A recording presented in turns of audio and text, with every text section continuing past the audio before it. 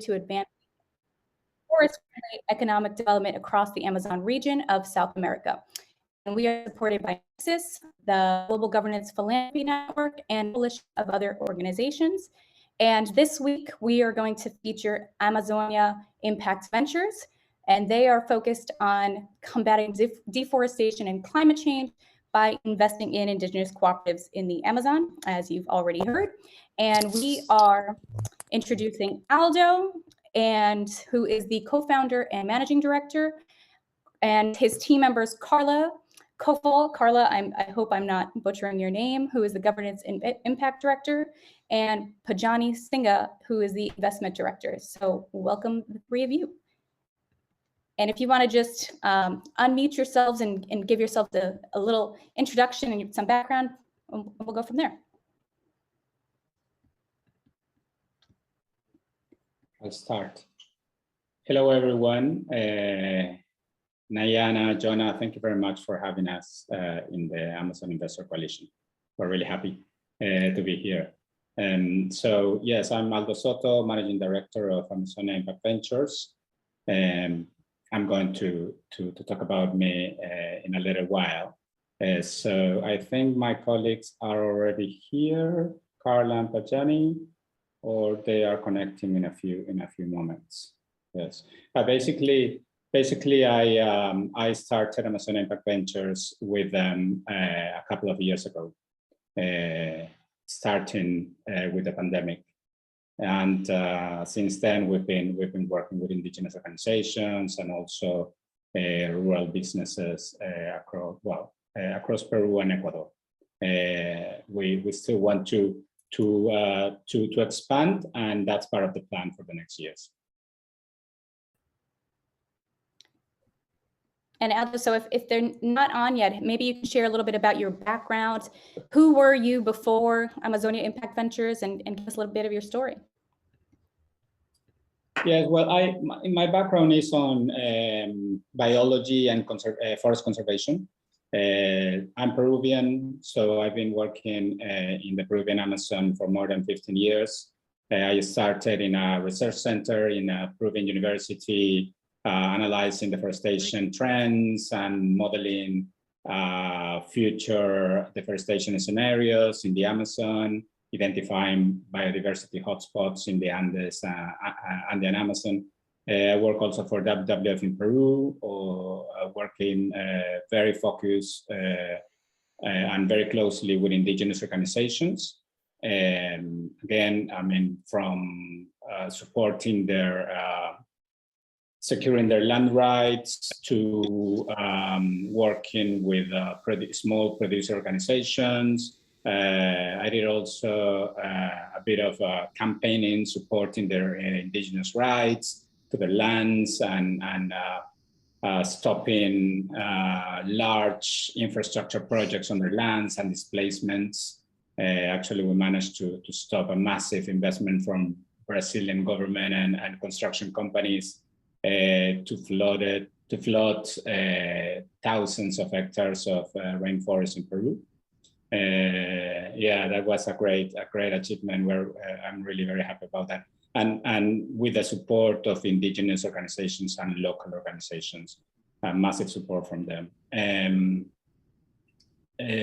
then I also work for a London-based NGO, the Rainforest Foundation, which I managed to work more on the social finance side.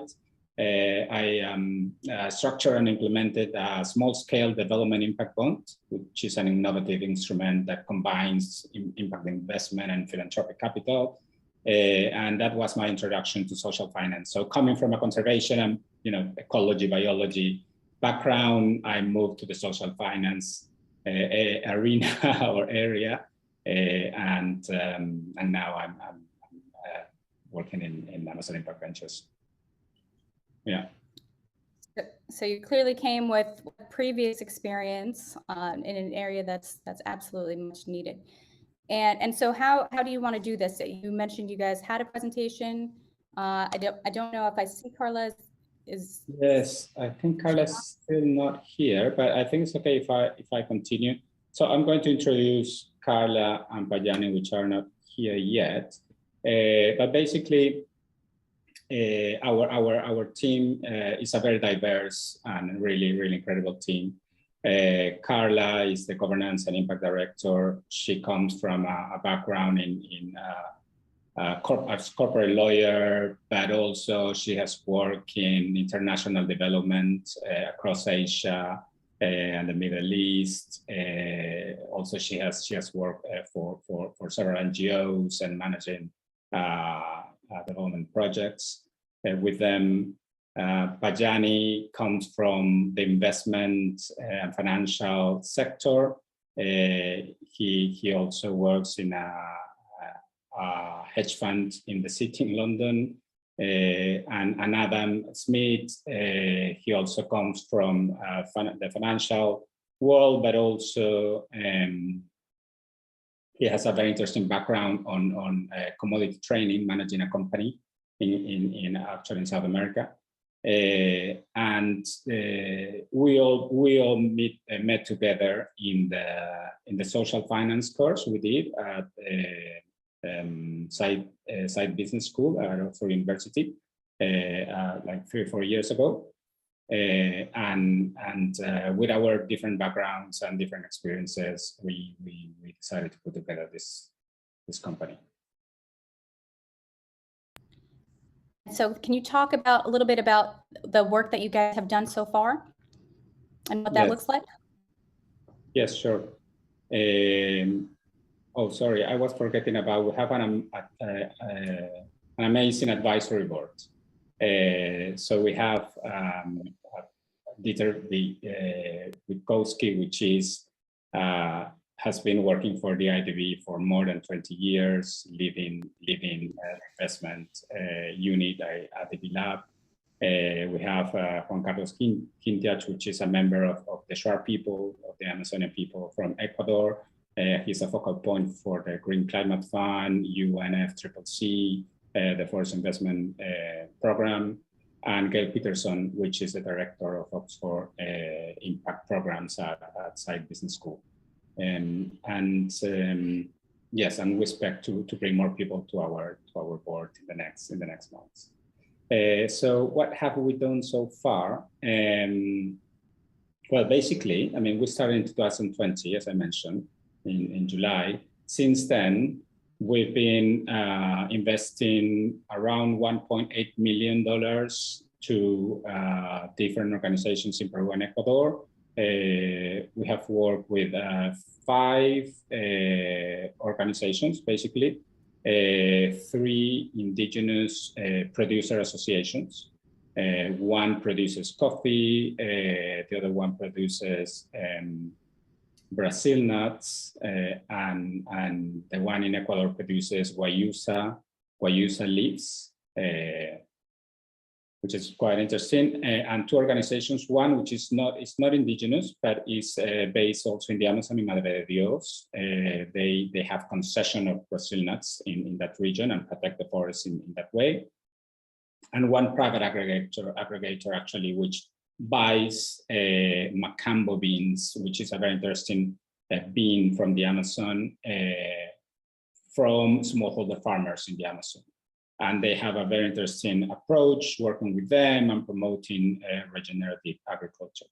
So these organizations work with several thousand farmers in the Amazon. And we've managed to work with them during the last years, provide finance, also promote sustainable land use on their lands and forest conservation. And we expect that in the next years we can work with more organizations. Maybe something to say is that so far we have invested our own capital. And this year we have started also working with, we have received a social investment from a foundation in the UK. But during the last 2 years, the first 2 years we have, or year and a half actually, we have invested our own capital, so taking the risk and with the aim and yes, basically with the aim to work with these organizations, engage with them, and learn as much as we can. How have you gone about and sourcing the org that you've worked with so far? Sorry, Nayana, I didn't hear that. How have you been going about selecting and sourcing the organizations you've worked with? So these 5 organizations that you've already worked with. Yes. Well, I mean, because I work in the Amazon for many years, I have a very good contact network on the ground. Many of these organizations I already been in touch in the last years. So many of them, it was because of previous relations I had with them. But certainly there were new ones also. And mostly it was through local networks. So far, our aim in the last 2 years has been basically to try to work with different organizations, to learn from them, and not necessarily to focus in a specific area. We wanted to diversify in terms of products, but also geographies, and most importantly, to understand the different realities these organizations have in their own landscapes. Sure. So, and I don't know, it's cutting off on my end. I don't know, is that cutting off on your end as well? Or are other people getting cut off? Is it just on my end? I think it's just on your end. We heard him just fine. Okay, got it. So then can you talk a little bit about your philosophy for the fund? Yes. Well, our philosophy is rooted in empowering indigenous and forest peoples. We think that's, and basically that's has been my experience in the last 15 years. It's key to protect their lands and their forests, and we try to promote innovation and entrepreneurship with them. We definitely are here to stay for the long term. So we really promote long-term relationships. But despite we are quite new, but we agree with them to work in the long term. So we signed, for example, MOUs for 5 years to work together, to work on specific and ambitious goals. And those MOUs can be renewed after those 5 years. So in that period, when we start working with them, we do an assessment, understand what are their needs, what are the situation in terms not only of their business, but also, and very importantly for us, on the sustainability issues around their business. And with a focus on the forest and on the degraded lands too. So we do this assessment with them. We agree with them on these goals, which are, all these goals are towards forest conservation and towards deforestation-free production, right? That we expect to achieve in that time. Yes, we basically try to work with them in the long term. We provide support, technical assistance, and we try to provide cover all the financial needs. No. And then, so can you give us an example of what that looks like? So you're saying that in terms of innovation, that you're helping them. Once you analyze what their business needs, can you give us some examples of what you've done or what you're thinking of doing as time goes on? Yes, for sure. For example, we have been working with one indigenous coffee cooperative in Peru. Not too big actually, it's small. They work with 117 coffee families in this central Amazon in Peru. They basically they have been working with them since, I mean, for at least 10 years. But the farmers still have some needs, some capacity needs. Their farms are, which is usual in Peru, are quite small, 1 hectare, 1.5 hectares. And this cooperative was working before with Rabo Foundation and received capital finance from them, but it was not enough to cover, you know, all the needs. And also they are growing, so they are working with more clients, and they also want to integrate more farmers. So they needed basically working capital to increase their the production, their members, and also to export to other clients. So we managed to provide them, since we started, we have provided to them around 11 loans, short-term loans to cover these needs. And working with them and creating this relationship and understanding them, we also realized they also had most of the equipment and even they had part of the capital to implement a processing plant and substantially increase the quality of their coffee, the efficiencies, to reduce costs, and to be able to provide better incomes to the farmers. So we managed to provide, and we're actually in that process, to provide a 5-year CapEx loan to them. And the way we do all our loans are, we use an impact-linked approach. So all our loans. And can you share what that is, so if people don't know what that is? Sorry, Naira, could you repeat? You said a what loan?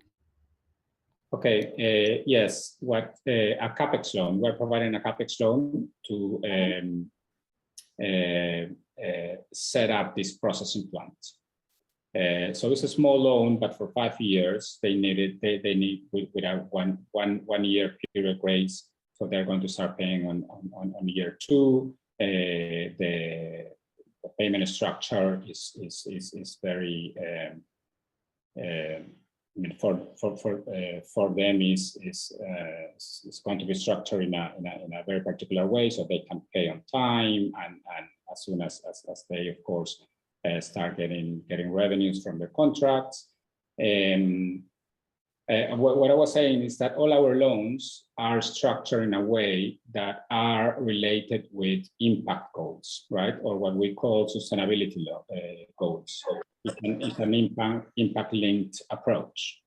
And this CapEx loan, as the other shorter-term loans, are also linked in that way. So we agree with them on specific goals to achieve, which can be from something very simple, like approve in their board and with the farmers sustainable land use policy, to, for example, start or implement a forest monitoring system where they can also collect information about threats to the forest, to finally, and that's what we're going to start to do in the next year, to actually set up goals to reduce deforestation, and we link the loan and an economic incentive that comes with the loan to achieve those goals. And the economic incentive basically is a reduction of the interest rate. So we provide an interest rate. If they achieve these goals, which are all aligned to forest conservation or even restoration too, but can also be aligned to governance, for example. And that's another area that in this case, for example, they need to improve the governance in some specific area, and we are also thinking to include one of those goals in the loans. They can achieve these goals, and we make the reduction or the rebate of the interest rate. So in that way, they are incentivized to do it, right? I mean, that's one of the instruments that we have developed. We found it quite useful, relatively easy to manage, low cost. But I mean, our approach is to find the best way to work with this organization. So it's not the only instrument that we're going to use. We are thinking and we're developing already others. The idea is to provide innovative ways to finance their businesses in a way which is also promotes the sustainable land use. Awesome. And so if anyone has any questions, you can raise your hand, put it in the chat. And one or two more questions from me. So in terms of that working with what you've been doing with the cooperatives, what has been their response and how have you guys been working together? I think that the response has been very, very positive. I mean, part of what we do is we provide technical assistance to them through the whole process, right? We don't leave them just, invest and then wait for their payments.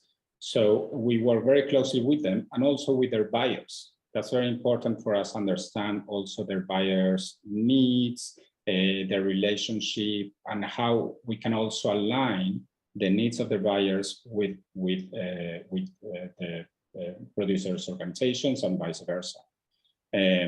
We even promote and try to find also new markets, new buyers for them in some cases. But most importantly, we provide to them with information about their forest cover in their area, in their communities, and the historical deforestation. I mean, most of these organizations, they really are interested about forest conservation, restoration. They know there is, that they're losing forests in some cases, but they don't manage the information. And information now with all the technology and all the platforms is easy to get. It's just a way also to provide it to them in the right way, in the right formats, right? So we do that. We provide deforestation information, forest cover, and we set up near real-time alert systems to detect deforestation. So they can also receive information almost in real time where deforestation is happening, and they can work with their farmers, with their members, and also make better decisions, right? That's something that seems simple, but sometimes it's not available in these areas and for these communities. Well, thank you. And we have some questions from the chat. So Victoria, Frank, feel free to unmute yourself and ask your question and introduce yourself. Sure, thanks. I am Victoria. I am an investor at Sobrato Capital. We're developing a strategy around Indigenous rights and forest conservation. So this is a really interesting conversation for us and looking for investment opportunities. And so I just wanted to get a better sense of, you mentioned it had previously just been your capital, now you've raised from another foundation. Wanted to learn a little bit more about your approach to taking additional third-party capital and what the structure of that might look like. Yes, well, basically we're in the process of fundraising. Our aim is to raise $25 million in the next 2 years, 2.5 years. Most of that, well, not most of that, but at least part of that will need to be catalytic capital. What we have found is that several of these organizations are small. They are working very isolated areas, as you probably know. So definitely the risk could be medium to high. So we need to de-risk those investments, right? We provide technical assistance, are very close contact with them, but certainly on one side, there is more need of technical assistance, and for that, for example, grants are very important. And on the other side, more from a fund perspective, we need capital that can also help us to the risk or buffer some of the investments, like first loss capital, for example. The other point is that as we use a rebate as an incentive mechanism, the level of rebate we can provide, the higher the incentive, and the lower the cost of capital that we can get, the more rebate we can give or we can provide to them. So that's why it's very important for us find the right capital, right, at this point that we are taking the next step to work with more external investors. Basically, maybe to be more concrete in some of this would be a 25 debt fund, and we are looking for investments from DFIs, also impact investors, foundations. The minimum ticket size is $100,000. It's quite small, and we're providing debt instrument, and the fund is going to be a debt fund. So liquidity is in that sense is good. I mean, we're not expecting to lock the investment for 8-10 years. But we ask for a minimum period of commitment of 3 to 5 years. We also offer a return, of course. It's not full philanthropy. So our return, the return that we offer is for different type of investors. Of course, there are investors that are willing. For example, the foundation that has invested in us recently, they are just requiring 1% return, which is really useful for us. So some of the investors, if they come from foundations, they can provide that kind of returns, 1-2%. It's absolutely fine for us. But we think also DFIs are on the range of 4 to 5, more or less, and that's something also that we think we can also provide to the investors. Great, thanks. I'd love to get more information on that. I'll put my email in the chat if there's anything else you can send. Brilliant. And then Aldo, if you don't mind, can we share your email with the crowd as well, so that anyone who wants to get in touch with you can as well? Yes. All right, so Mark, you're up next, and introduce yourself. Yes, hi, my name is Mark Thibault. I work in Ecuador with indigenous communities, forest people. And so what we work on is to add value to the traditional knowledge, especially around medicinal plants. So we move away from the commodity relationship, but more into value-added products. And so I have a couple of questions regarding your relationship with indigenous communities. And I guess the first one is, when you introduce financial or legal terms, do you see any challenge in terms of them understanding what they really mean?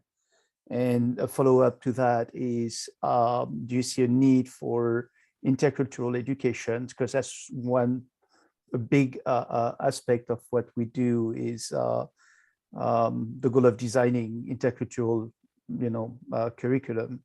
So these relationships can be a little bit, the stream of this relationship can be improved. Yes, Mark. We all our approach to indigenous communities and also to smallholder farmers are through their organizations. Their own cooperatives, their own producer associations. In most of the cases, they have experience. They have been in some kind of relationship with a financial institution, maybe not successful. Most of them, I mean, many of them, they couldn't get loans in the local financial institutions. Some of them have received, like this cooperative I was mentioning, funding from social lenders, for example, in the past. So most of them, they understand and they know. Certainly, when we provide the contract, because at the end it's a formal legal contract that they have to sign. Some of the organizations we have seen that definitely they don't understand or all the aspects of the contract and need support. And that's at the level of the management level, right? From that to the board, that's another level, which I think in most cases the boards need further support to understand not only the legal terms, but I mean the whole financial agreements, right?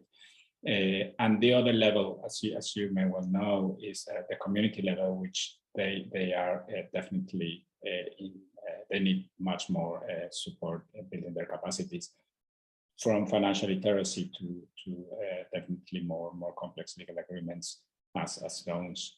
And that's something that these organizations, these cooperatives, these producer associations, sometimes they can provide, and they usually in their General Assembly, they have a space, and they set, some sessions to really explain to the communities, to the farmers, the agreements that they have signed or they are going to sign.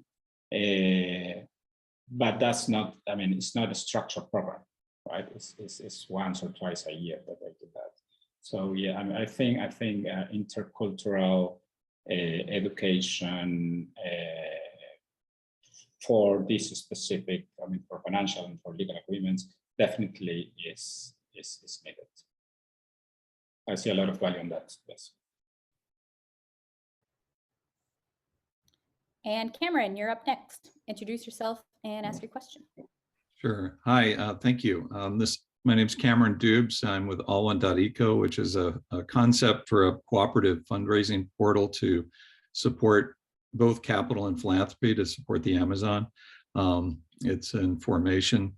So the question is really, I guess I'm curious as to the geographic area of your organization. I recognize it's probably mostly focused on Peru as you get started, but what are your intentions, or are there similar organizations like yours in other countries working with the indigenous organizations? We are focused in Peru, and we have started this year to work in Ecuador. We have been discussing with a local partner in Colombia to start there, but we basically, because we're in this phase of fundraising, we still don't have enough capital to do that. And we also have identified very interesting organizations in Bolivia that work with local NGOs that we know, and that's definitely something that would be interesting in the future. But I would say at least for the next year and maybe 2 years, we will be focusing in Peru and Ecuador, and hopefully we can work in Colombia. Great. Other organizations similar. I mean, there are several social lenders providing finance to cooperatives, for example, not necessarily focusing on indigenous cooperatives. And what we found is that also most of social lenders are more focused on the social aspect and the economic aspect, improving incomes or jobs, for example, or strengthening the cooperatives that are there. But not much are focused on forest conservation and restoration, promoting sustainable land use and reducing deforestation, which we think is urgent, right? It's really urgent. Right, and an organization, a friend of mine has a company called Rahua, R-A-H-U-A, and works with the Shuar and the Ashuar in Ecuador. So, and So I'll have him reach out to you and Mark because of your interest in Ecuador. Thank you. Thank you. Lars, go ahead with your question. Introduce yourself as well. Oh, Aldo, thank you for your introduction. I'm Lars from Rainforest Foundation Norway. So colleagues maybe some years back. Yes.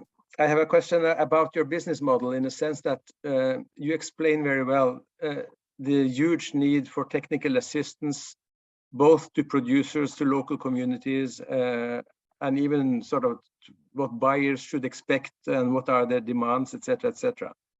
So how do you really finance that? Is it that you depend on philanthropy and support in order to your own salary and your colleagues?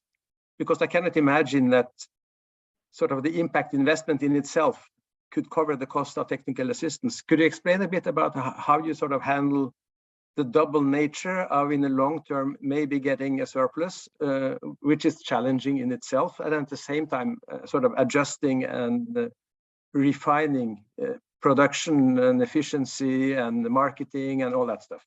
Thank you. Sure, Lars. Yeah, very good question. And definitely it's very challenging for us to, and I think for any business, we are an impact first investing company, right? So we look for impact, but of course we need a return for our investors. And we fund ourselves with the business. So the level of technical assistance that we can provide with our business model is basically provide guidance to these organizations and provide information on deforestation, on forest conservation, and promote that through the instruments we're using, financial instruments we're using. We also provide support, not to all the organizations, but to the ones who need it most, on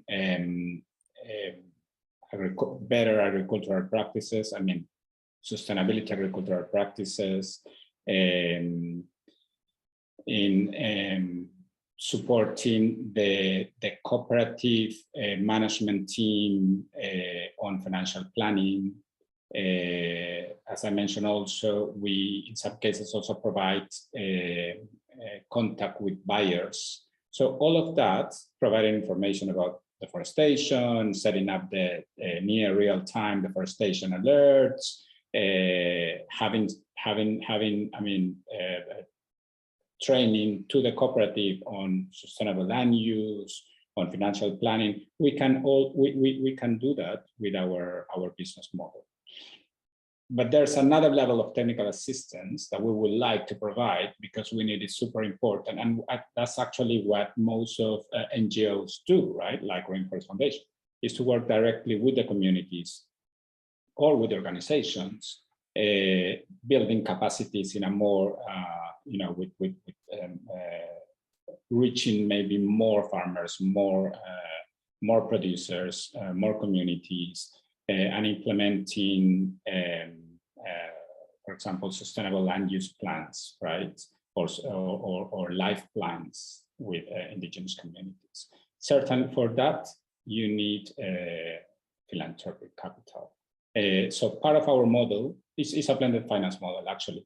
We're building this 25 million funds to invest, but we're also building a TA facility, right? Technical assistance facility. And we expect with that philanthropic capital to provide that other needs that this organization needs. But we also, I mean, we are already collaborating with local NGOs, for example. But we try to find also opportunities where local NGOs have a program, have a project working with some of these organizations. They provide that kind of capacity, and we provide the investment capital, right? Which is also, and we have realized that many of these NGOs, they are also looking to connect these organizations to financial institutions, so they can access concessional loans. So we also play that part and collaborate with local NGOs.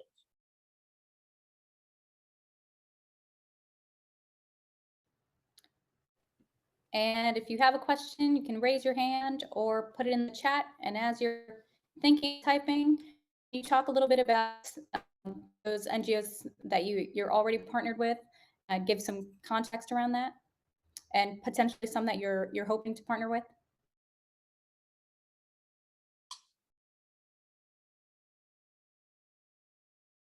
Sorry, Nayan, I think I lost you.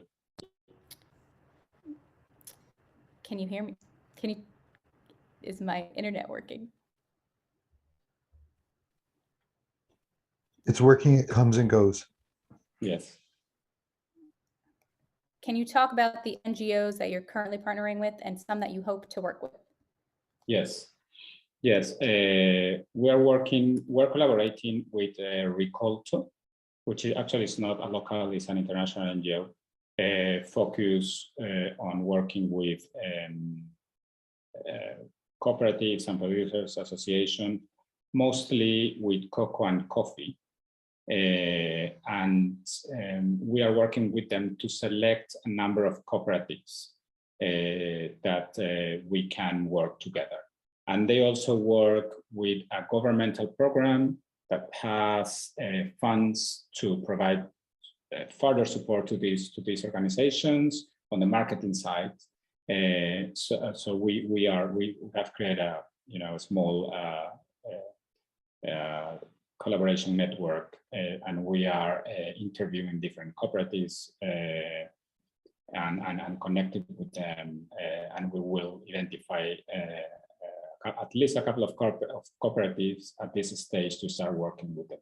But for the interviews we've been having so far, there are really a great demand for definitely from working capital to trade finance loans to longer investments, right? For infrastructure, to improve quality, to improve productivity, or to renew the farms or rejuvenate the farms. We also partner, sorry. If you can also add, yeah, so additional, I know we put some links of those partners, but if there's additional ones that you can add to the group as well, that would be great to share with the group. And then yes. Jonah, unmute yourself and introduce yourself. Hi, I'm Jonah. I work with the Amazon Investor Coalition. Good to see you again, Aldo. I have a couple of questions. I think you mentioned mobilizing 8.1 million in investment so far. I'd like to know who some of your investors are and what the division is between private sector and development finance institutions like the Inter-American Development Bank or the World Bank. And then I also love it if you could share a little bit about carbon financing and payment for ecosystem services and how they play into the blended finance setups that you have made to make some of these businesses viable. Sure, Jonah. No, actually, the amount of finance we have mobilized so far is much less. It's 1.8 million, and mostly come from the founders' capital, family and friends, and we have managed to start working and to get an social investment from Genesis Foundation from the UK. And we are in conversations with one family office and a few foundations, and have a soft commitments here and there. So maybe we'll increase that amount hopefully this year, early this year. Yes, that's regarding to funding. And sorry, I forgot the second part of the question was related to. I was wondering what role carbon financing or payments for ecosystem services fit within the blended finance approaches you're developing. Sure, yes, carbon finance, definitely we see that as something very interesting. I mean, so far, our approach is to work with these organizations on what they need now. right? And what they need now usually is working capital or CapEx loans, right? Capital expenditure loans. However, working with them, also we learn from them, and we see that most of these organizations have their own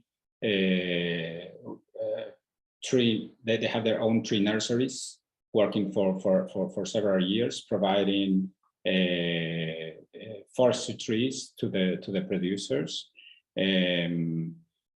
Some of them, they need definitely to improve their model. Some of them, they are providing exotic species because they are low cost and very common in the area. So we promote them to use native species, for example, in some cases. So we see that there is also an opportunity for some of these organizations to develop possibly carbon projects, right? But that's something that has to be case by case. We are not starting, thinking with them since the beginning, since day one, okay, we can do a carbon project. It depends on the capacities they have, the potential there is to do that. And we see that in the medium long term as something, if, something that makes sense and can bring another revenue stream for them. And of course, in terms of costs, and if it makes sense in terms of the economics of the project, we definitely, that's something that we'll definitely pursue and try to develop with some of these organizations carbon projects. Because we think, we try to find ways to keep the forest standing, right? And provide, of course, incomes to the communities. And if carbon credits are a way and make sense, and in all these areas that I mentioned, definitely that's something that we will be interested to do. Yes. Have you guys been working with any bonds, any agroforestry bonds or green bond type funding structures? No. Okay.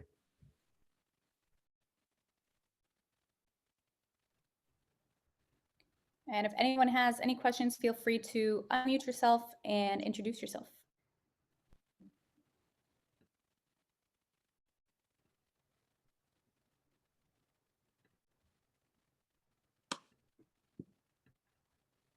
And Aldo, if you have any questions for us, and how can the AIC community support you, ask away. Thank you, Nayana. Just having this call, I think, has been very, very useful for us to connect with all of you. We are in this phase now of fundraising, so definitely, the power of the network would be great to connect with impact investors. As I mentioned, we're looking for impact investments and philanthropic capital. We can provide a return, but also philanthropic capital is massively important to provide technical assistance, I would say a deeper level of technical assistance to these organizations. So I think that would be super interesting, and all the feedback you have. We will be super really happy to receive feedback, and we're trying to definitely improve the model. It's not something static. We have developed this financial instrument. We think it's useful, but if it's not, we can adapt it very easily, and we're also in our way to develop others. So definitely your feedback would be super useful for us. I have another. Oh, go ahead. I have another question, Aldo, and that's about the role of procurement. Some of the products you mentioned, for example, Macambo beans are, not yet the scale of soy. And I'm wondering if you guys are doing legwork to develop long-term purchase agreements for procurement, into markets outside of Latin America in order to capitalize some of these longer term opportunities? Well, something that I didn't mention is that we also do some strategic equity investments. And for example, in the case of Macambo, we found that Imlakesh Organics, which is based in the US, right, has developed the Macambo supply chain from Peru and is, creating an opening or expanding the market of Macambo in the US. And we found that very, very, very interesting, right? So when they were doing their round A of investments, we did a small equity investment, more like as a strategic investment, to be part of to be an investor of Imlakesh. We have a seat on their impact advisory board, and we can also connect with their suppliers.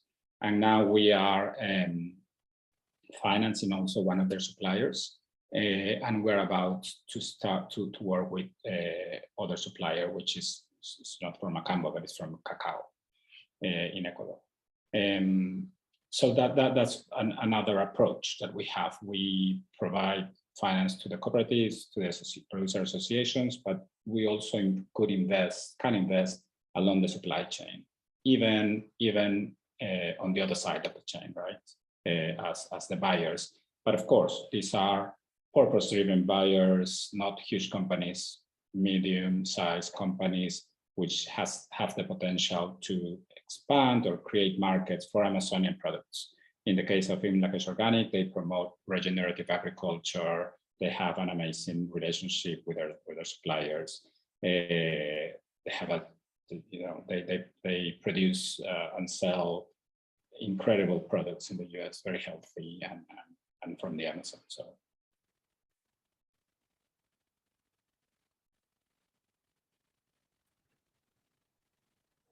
And then since you mentioned that you're open to feedback, and since you have a captive audience here, is there anyone that has any feedback that they'd like to share with Aldo? You can go ahead and unmute yourself.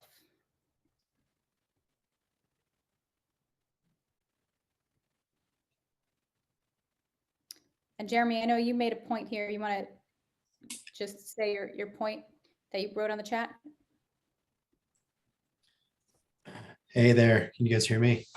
Yeah, it was honestly a bit more of a self-promotion than a point, but just wanted to make folks aware that there's some interesting synergies with what we're building at Open Forest Protocol and what's being discussed today. So we've got a goal of 10 million hectares to be reforested, and reporting that evidence of reforestation through our protocol. And then we believe we have a very novel, potentially game-changing technology to validate claims of what's happening on the ground and flow value very much directly back to the forest practitioners themselves. So seems to be in line. Yeah, if the speaker would be interested in chatting more, I can leave my contact info. Thanks. Awesome. And there's no shame in shameless plugs when it's connected. Jacqueline, go ahead. You can unmute yourself and introduce yourself. Hi everyone, how's it going? Aldo, thank you so much for a presentation. I'm just curious about, sorry, I should introduce myself better. My name is Jacqueline. I actually work for a company called Capital for Climate. So my question really is about co-ops and, the role of co-ops and how I think what I think it's a little bit difficult about these projects is because, you need the scale, right? You need scale for investors. But I just want to ask, like, in terms of how farmers are organizing themselves into co-ops, is there anything else that investors could do to kind of help speed that process up? Is there any software technology? Is there any, besides actual local NGOs trying to help these people organize themselves, is there any other things that people could be doing to help self-organize these communities? That's very interesting, Jacelyn. very interesting question. I don't know any software or any platform that is doing that.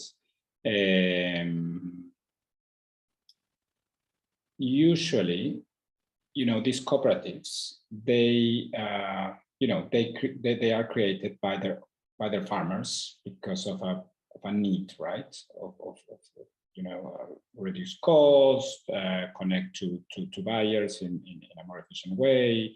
They provide services to them. They provide training. Avoid middlemen. Definitely, that's one of the main reasons, right? So that's I would say that's an organic, and it comes from within those communities, right? Well, that's something that these at the end the cooperatives are aggregators, right? And they have the potential to aggregate more farmers, which I think is what is needed in the Amazon. At least in the Peruvian Amazon, most of the deforestation comes from small-scale agriculture. And you have, hundreds of thousands of farmers dispersed along the Amazon in Peru.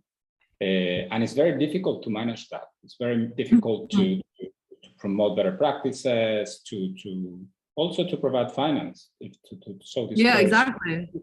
So COPs really, they have a key role, and that's why we have focused on them, right? To work with them. So I think, definitely something that needs to be done is to support the capacities of the cooperatives or other aggregators to expand their member base, to bring more farmers, right? And to be able to reach more farmers and to provide more services, provide more capacities, and also in a more efficient way. Is usually these cooperatives, there are the well-established cooperatives that have 30 years. There are also several of those in Peru, mostly in the coffee and cocoa sector. But the others are quite small, or some of them are emergent, are growing, and they definitely need support. And what we've seen is that definitely access to finance is one of the things they need. As Lars mentioned, there are many other things that the cooperatives and the communities need, and certainly a collaborative, work with local NGOs and other organizations, even governmental, organizations, is definitely very useful and needed. And I just want to say that we're at the top of the hour, so the official hour is over. But if people want to, Aldo, if you have a few minutes and you want to hang around and answer additional questions, and whoever wants to stay on can, and we'll go from there. And Jacqueline, I think you were saying something. You can finish your thought. No. I think I'm done. But yeah, no, honestly, thank you so much, Aldo. Thank you so much, everyone, for this call again. Aldo, I'll definitely be reaching out to you. But I'll see you guys later. Take care. Thank you. We had a couple people come in late because of the time zone change. It changed in the United States and necessarily other countries. So any of you new arrivals, feel free. This is open questions time if you want to introduce yourselves or ask questions. Hi, my name is William from Rewilding Wealth. I came late because of that US hour change good thing that none of us have anything to do with numbers here. Or else we might be fired. So apologies. I have met and talked to Aldo and his team, Pajani, and the rest of the team before, and I can just share that we are very impressed and keen to work with Amazonia Impact Ventures. So it was more of a sort of a further building of our relationship to attend. But Yona and others, I'm sorry for being an hour late, yeah, I'll hold on for the next 10, 15 minutes as long as there are questions, but apologies. Thank you, William, for those kind words. Thank you very much. Nice to see you.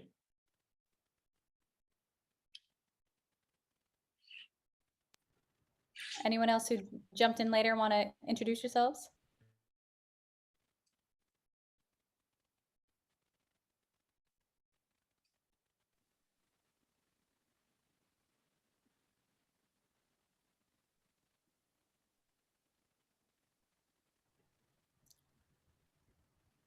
Marcia, are you speaking?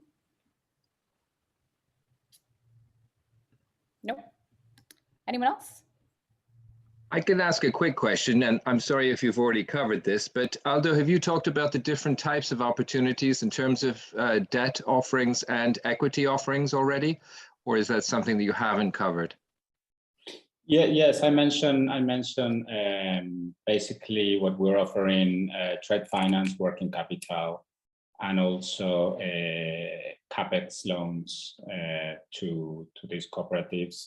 And I also briefly mentioned the strategic equity investment we've done into Imlakesh Organics as a very nice, very good opportunity to open new markets to Amazonian products in the US.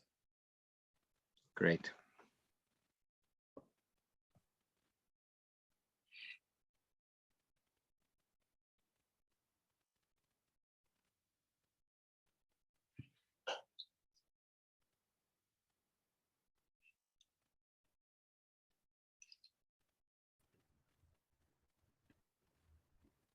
Well, I don't know if the people that hopped on later, I don't know if you missed it, that it was the end of the call because of the time changes, except for I know, William, you did. But if there's anyone else wants to share anything, ask anything, or a introduction of a selfish, what are they called? A shameless plug, go ahead. Well, rather than it just request that you repeat the entire talk now, maybe we'll follow up and have another chat soon, Aldo. Nice to see you. Thank you, John. Nice to see you. Thanks, folks.